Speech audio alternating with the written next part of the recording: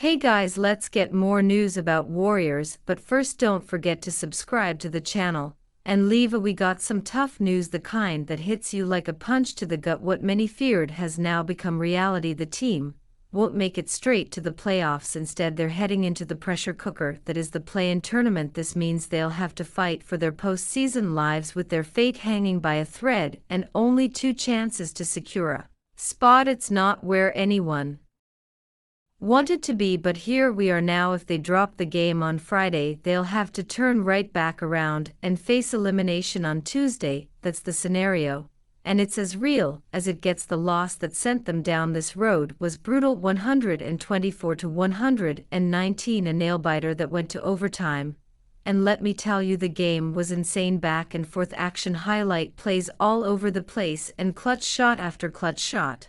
One guy lit it up in the fourth quarter in the extra period, putting on a show with deep threes and fearless drives to the basket. Another stepped up in overtime, absolutely locked in, and making big-time buckets when it mattered most. But even with all those individual performances, it just wasn't enough. A couple players had strong outings, the kind you expect from stars, but the overall execution fell short. The team now faces a must-win game on Tuesday, playing at home against a rival they've already seen a few times this season. And yes, they'll come in as a favorites, but nothing about this matchup screams easy, not with the way they've been playing recently. This squad has dropped 3 of its last 5 games, and honestly, they haven't looked like the same team we saw earlier in the season. The rhythm is off, the energy is lacking, and the chemistry that once felt tight is starting to unravel. If they want to survive, everyone's got to show up. This isn't about 1 or 2 players carrying the load. This is going to take a total team effort, and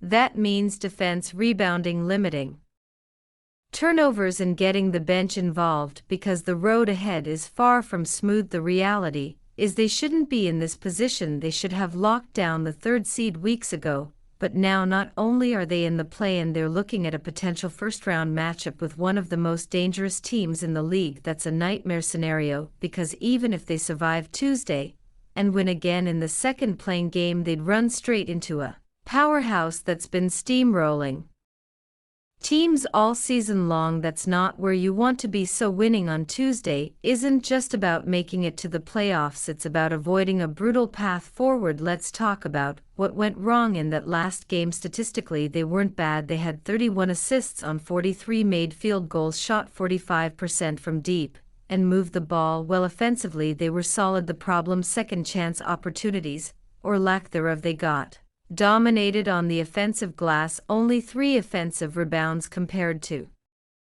9 from their opponents. That turned into 14 second chance points for the other team, while they only managed 6. That's a massive gap in a close game, and when it came down to crunch time, it felt like one team just wanted it more. I don't think effort was the issue. It's not like they weren't trying, but the execution, the discipline, the hunger to finish plays that belong to the other side. And that's usually the difference between winning and losing in these high-stakes games. Now they're heading into this play-in with a shaky track record. Historically, they haven't done well in this format, and the pressure is only getting heavier. Fans were hoping this season would bring a more dominant version of the team, one that could skip all the drama and go straight to the playoffs with momentum. Instead, it's do or die time. Still, there's a silver lining here. The first playing game is at home, and they've got the tools to win it. They've beaten this opponent 3 out of 4 times during the regular season. Back in November and December, they looked like a cohesive, dangerous group. Even if they weren't blowing teams out in one of those matchups, a player dropped 52 points and single-handedly carried them to victory. That kind of performance is what it's going to take again, but the opponent isn't a pushover. Memphis is no joke. They've got the 6th best offense in the league, a top 11 defense, and one of the best net ratings in the NBA. They play fast, they shoot well, and they pressure teams on both ends. This isn't a team you want to face in a win-or-go-home scenario. They get up and down the court better than anyone, and if you don't match their intensity, they'll run you out of the building. That's why the team needs to lock in defensively, and crash the boards like their season depends on it, because it does force turnovers, contest shots, and fight for every rebound. They can't afford to give up easy looks or get bullied in the paint, and they got to hit shots. It sounds simple, but against a team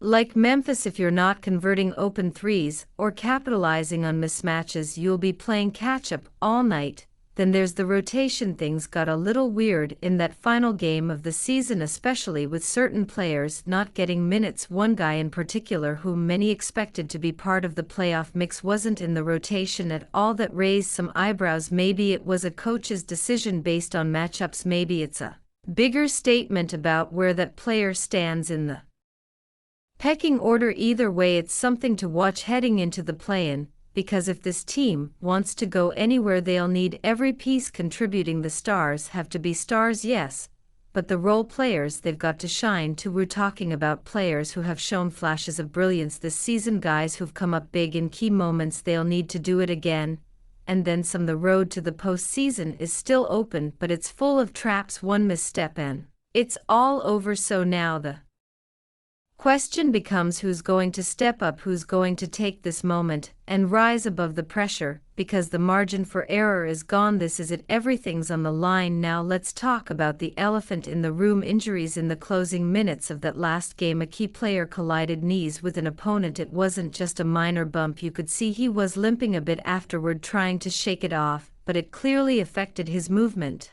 He managed to stay in and still drop 30 points and handed out 9 assists, which says a lot about his toughness.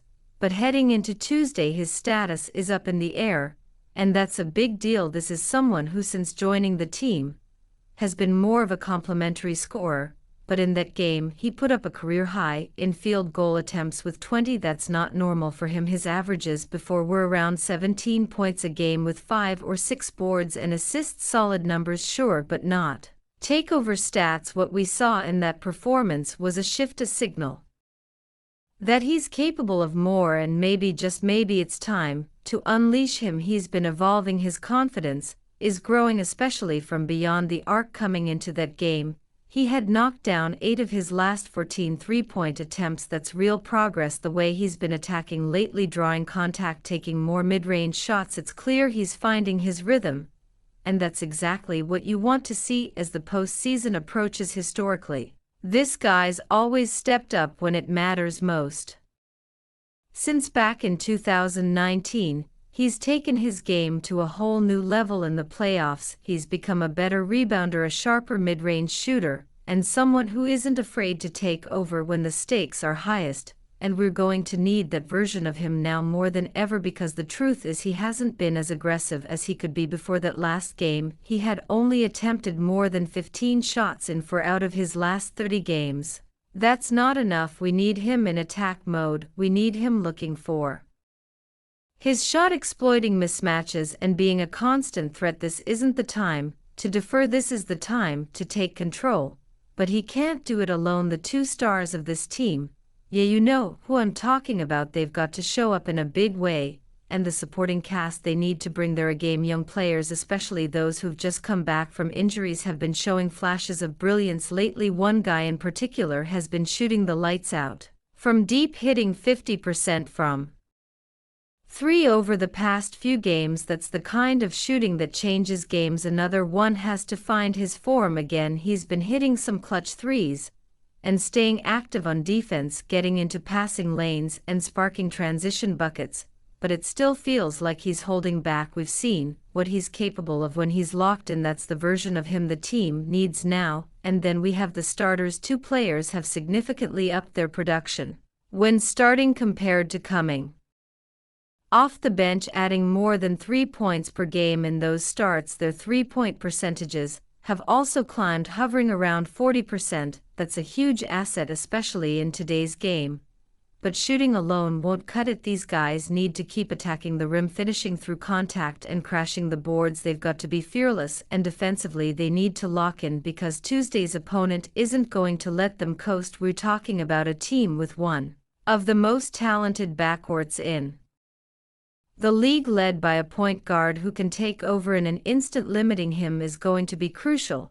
And no, he's not shooting lights out from deep, But he doesn't need to. He dominates in the paint, gets to the line and controls the pace. The last time these teams met he fouled out, and that completely shifted the momentum. The team went on a major run while he was off the floor, and that opened the door for the win. So that's got to be part of the game plan. Again, be physical, attack him on both ends and force him into foul trouble early. One other PLA.